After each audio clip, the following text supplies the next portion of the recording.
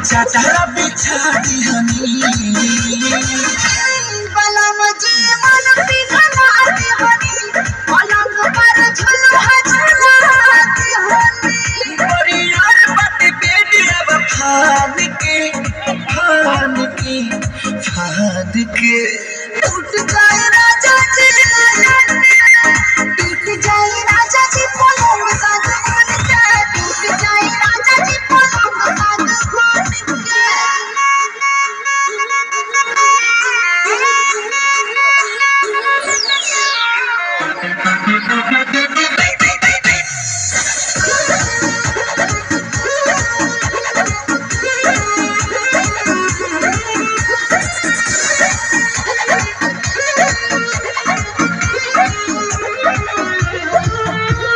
बने तब सजमी देहिया में गरमी कोई थे लागी हो अमरिया लागी हो रोज रोज कोई लागी हो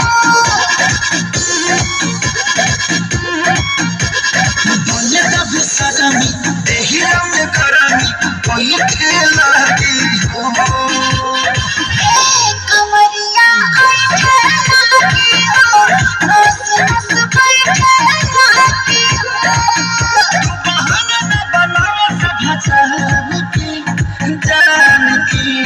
जान की टूट जाए राजा जी टूट जाए राजा जी पलंग सागवान के टूट जाए राजा जी पलंग सागवान के